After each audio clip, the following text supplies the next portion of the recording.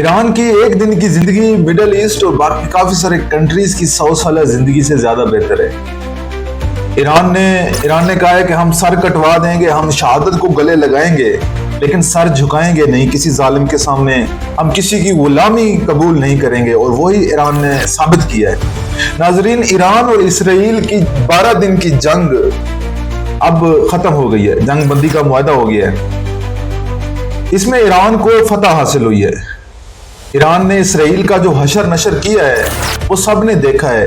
ہم نے دیکھا ہے کہ اسرائیل کتنا خوف زدہ ہوا ہے، اسرائیل کی عوام کتنی خوف زدہ ہوئی ہے، اس کی فوج کتنی خوف زدہ ہوئی ہے۔ یہ بات تو حقیقت ہے کہ ایران نے اسرائیل سے جنگ جیتی ہے اور اسرائیل کو مجبوراً امریکہ کو انوالو کرنا پڑا ہے اور یہ جنگ بندی ہوئی ہے۔ جب اسرائیل کو پتہ چلا کہ اب ایران مجھ سے کنٹرول نہیں ہوگا اور میری تباہی جو ہے نا یہ نوشتہ دیوار ہے، تو پھر اس نے امریکہ کی منتیں کی۔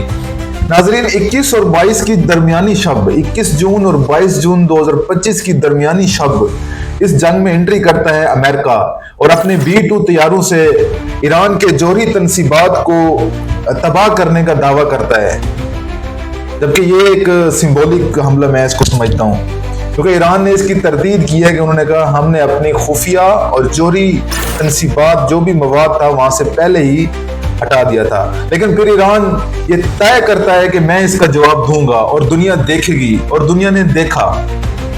ایران وہ واحد کنٹری ہے جو امریکہ جیسی بڑی طاقت کے سامنے ڈٹ گیا ہے اور اس کے اوپر حملہ کیا ہے۔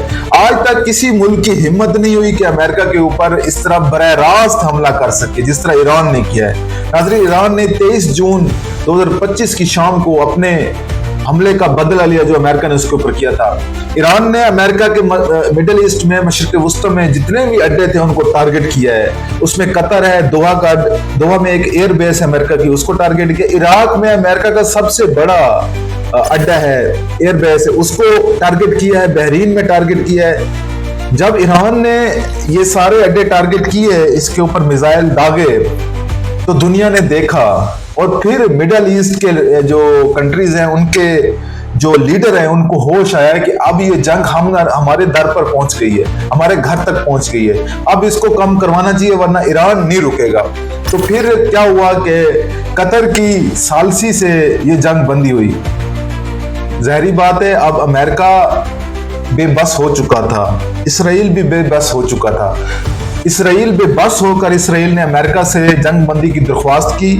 امریکہ نے قطر کے امیر کو، قطر کے جو بھی ان کا لیڈر ہے، اس کو کہا کہ ہم جنگ بندی چاہتے ہیں، اسرائیل جنگ بندی چاہتا ہے۔ تو پھر قطر نے ایران سے براہ راست رابطہ کر کے ایران نے اپنی شرط پہ، اپنی شرائط پہ جنگ بندی کی ہے۔ ناظرین، یہ میں آپ کو بتاتا چلوں، ایران نے ہار نہیں مانی، بلکہ جنگ بندی کی درخواست کی گئی، پھر ایران نے اپنی شرائط کے اوپر اس جنگ بندی کو قبول کیا، اور اس میں قطر نے ثالثی کی۔